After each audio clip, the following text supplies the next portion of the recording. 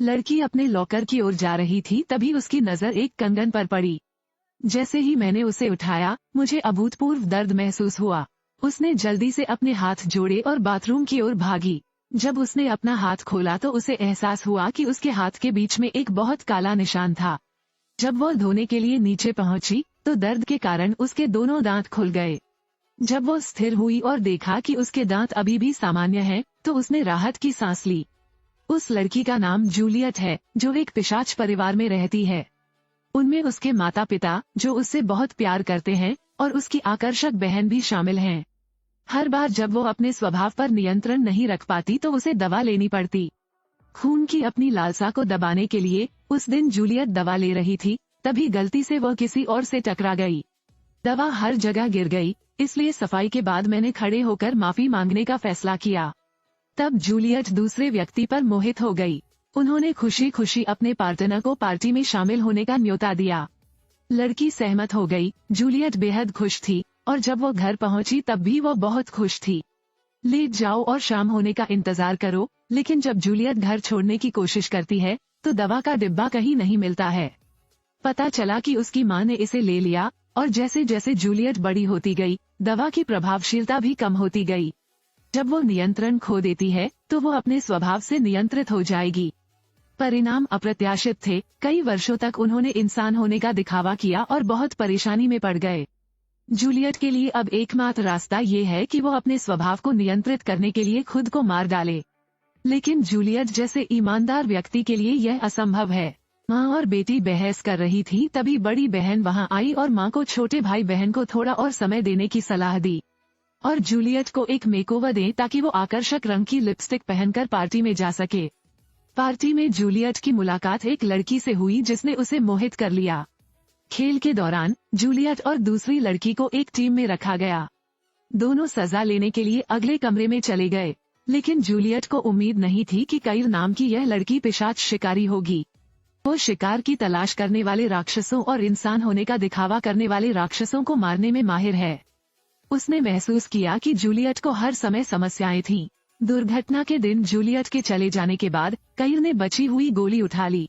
धीरे से निचोड़ते हुए बहते खून को देखकर उसे जूलियट की पहचान पर संदेह हुआ। इस बात को साबित करने के लिए उसने जानबूझकर अपना चांदी का कंगन बाहर फेंक दिया, और जूलियट को कंगन उठाते हुए देखना दर्दनाक था। काइल को जूलियट की असली पहचान पता चली। उन्होंने इस पार्टी के लिए तैयारी भी की। जबकि जूलियट ने नियंत्रण खो दिया, काइल ने उसकी गर्दन पर काट लिया। काइल ने पहले से तैयार सुआ निकाला और जूलियट के सीने में घोंप दिया। इस लड़की ने दूसरे व्यक्ति को काटा और दूसरे व्यक्ति ने उसकी पीठ में छुरा घोंपा। उसने दूसरे व्यक्ति की ओर देखा और फिर जमीन पर लेट गई। लेकिन एक अजीब बात हुई। कुछ घंटों बाद जूलियट को धीरे धीरे होश आ गया। वो ऐसे उठी जैसे उसने कोई बुरा सपना देखा हो। सुए को धीरे धीरे बाहर निकालें। उसने गहरी सांस ली और घाव धीरे धीरे ठीक हो गया। उसे होश आया और वो पार्टी से बाहर भाग गई। जब वो घर पहुंची तो घाव को ढकने के लिए एक तौलिया ले गई। जैसे ही मैं अपने कमरे में वापस जाने वाला था, अचानक मेरी माँ ने मुझे पकड़ लिया। देर से घर आने पर माँ अपने बच्चे को डांटने वाली थी। फिर उसने जूलियट के मुंह के साथ साथ उसके दांतों पर भी खून देखा। ये सिर्फ खून चूसे जाने का संकेत है। माँ के चेहरे पर खुशी के भाव थे, क्योंकि उसके बच्चे का पहली बार जन्म हुआ था। हालांकि ऐसा नहीं था। जो हुआ उसे छुपाने के लिए जूलियट ने कुछ नहीं कहा। अपने कमरे में लौटकर उसने सुआ और ठीक हुए घाव को देखा और तुरंत दूसरे व्यक्ति की पहचान ली। दूसरी ओर काइल के लिए भी यह पहली बार था जब उसने किसी राक्षस को मारा था, इसलिए वह भी घबरा गई और घटनास्थल से चली गई। और बताओ माँ को क्या हुआ? लेकिन माँ ने इस बात से इनकार किया कि जूलियट एक पिशाचिनी थी, क्योंकि अगर वो सचमुच शैतान होता तो जब उस पर वार किया जाता तो वो राख में बदल जाता। माँ ने उस पर ध्यान नहीं दिया। अगले दिन तक जूलियट घबराई हुई स्कूल गई और एक दोस्त से हत्या की खबर मिली। पता चला कि कल रात की पार्टी ने अचानक सत्ता खो दी। जब बिजली आई तो उन्हें एक मृत मित्र का पता चला। वे बात कर रहे थे, तभी जूलियट ने काइल की आकृति देखी। ये देखकर कि जूलियट मरी नहीं है, काइल ने तुरंत अपनी माँ को इस बारे में बताया।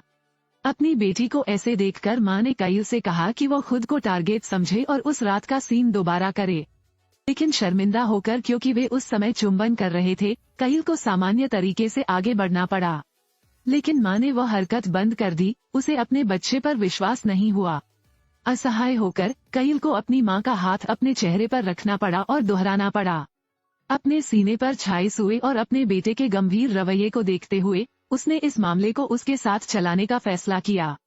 उस राक्षस को खोजने के लिए जूलियट के पिता ने मान लिया कि पार्टी में मौजूद लड़की ही वह पहली व्यक्ति थी जिसे उनकी बेटी ने मारा था। इसलिए मैंने अपनी बड़ी बेटी को इस मामले को संभालने के लिए कहा।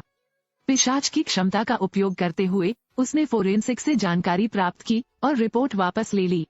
जब वह घर पहुंची तो अपने पिता को ढूंढने गई। उससे जूलियट को फिर से पढ़ाने के लिए कहने के लिए, क्योंकि उसने देखा कि पीड़िता के सिर पर कोई चोट नहीं थी। इसके अलावा आंतरिक अंग नष्ट हो गए। उस रात उसके पिता पूछने आए, लेकिन जूलियट के पास इनकार करने का कोई रास्ता नहीं था। झूठ उसके कार्यों की निंदा कर रहा है।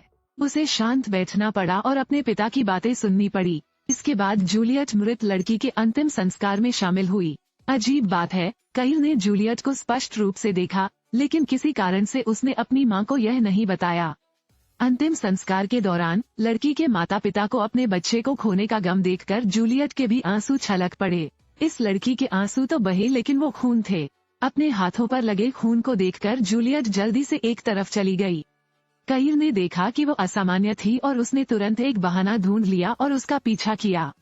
कईल को अपना पीछा करते देख जूलियट भी बहुत डर गई। वो यांत्रिक कक्ष में भाग गई। कईल ने भी पीछा किया। छत पर पहुंचकर जूलियट के पास जाने के लिए कोई जगह नहीं थी। मजबूत युवा जूलियट और मार्शल आर्ट विशेषज्ञ कईल के बीच द्वंद्व, लेकिन अंत में कईल की जीत हुई।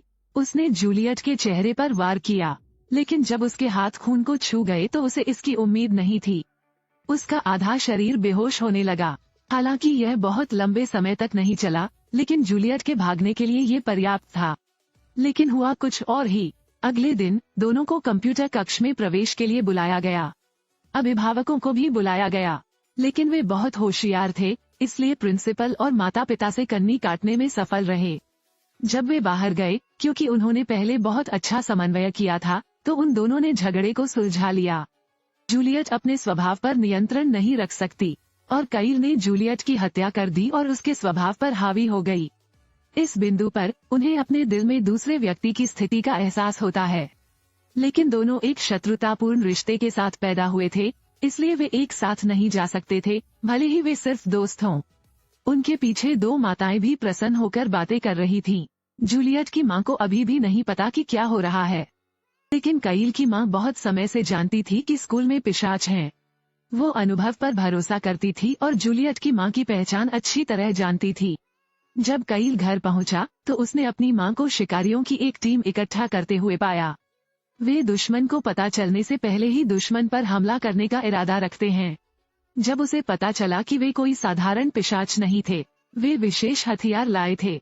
भाले शुद्ध चांदी से बने होते हैं, लेकिन इतने महत्वपूर्ण मिशन के बीच में कईल के दिमाग में उसके और जूलियट के निषिद्ध फल को एक साथ लेने का दृश्य कौंध गया। इससे उसने लड़ने का विचार त्याग दिया। घनिष्ठ मित्रों से बातचीत करते समय भी मिलजुल कर रहने की इच्छा होती है। इससे दोस्त को कईल पर शक हो गया। लड़की ने कईल की मां से इस बारे में बात की।